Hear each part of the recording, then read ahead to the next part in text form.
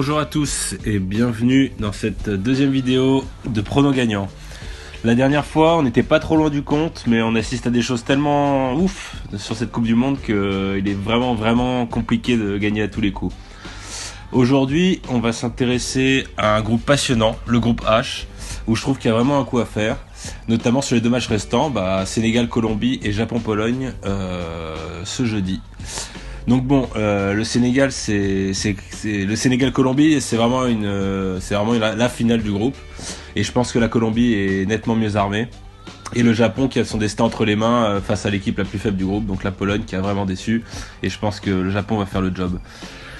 On revient donc sur le dernier match de la Colombie où ils sont enfin rentrés dans leur Coupe du Monde et montrer toute leur expérience avec Pekerman à la baguette qui fait un super travail depuis plusieurs années et qui les avait emmenés en quart de finale en 2014 où ils avaient presque battu le Brésil.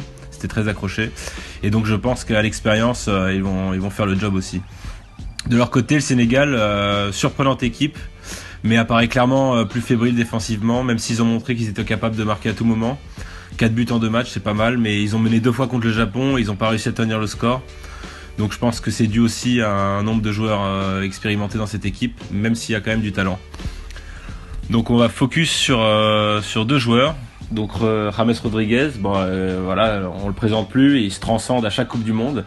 En 2014, c'était presque l'homme de la Coupe du Monde, il avait vraiment fait un énorme parcours avec son équipe. Il avait porté son équipe avec 6 buts et 2 passes D.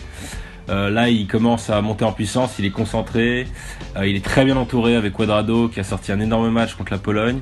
Pareil pour Quintero depuis le début de la Coupe du Monde. Et Falcao qui a rassuré quant à sa combativité et son aisance dans les phases offensives. Sadio Mané lui est moins à l'aise dans le dispositif du Sénégal par rapport à sa super saison avec Liverpool.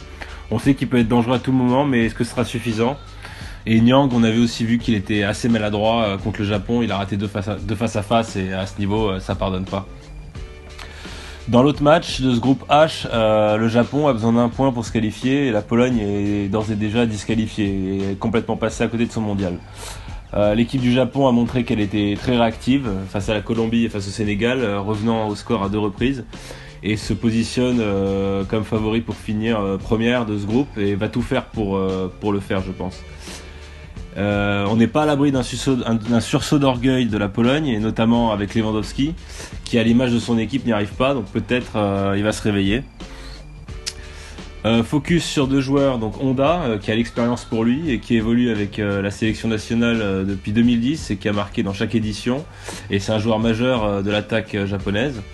Lewandowski, malgré une saison assez prolifique, est vraiment décevant et pourrait quand même se réveiller et sauver l'honneur. Mais bon, logiquement, le Japon apparaît clairement favori dans cette rencontre. Logiquement, la Colombie devrait gagner si elle montre un aussi beau visage que face à la Pologne. Coté à 1,85, c'est une très belle cote. Dans l'autre match, le Japon ne perdra pas, il n'y a pas photo. Ils ont tout ce qu'il faut et surtout un super état d'esprit pour assurer la qualif.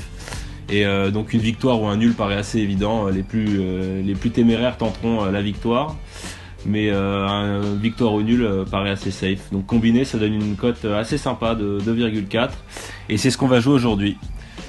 Je vous remercie et si vous avez apprécié cette vidéo, n'hésitez pas à vous abonner. A plus pour une prochaine vidéo bientôt.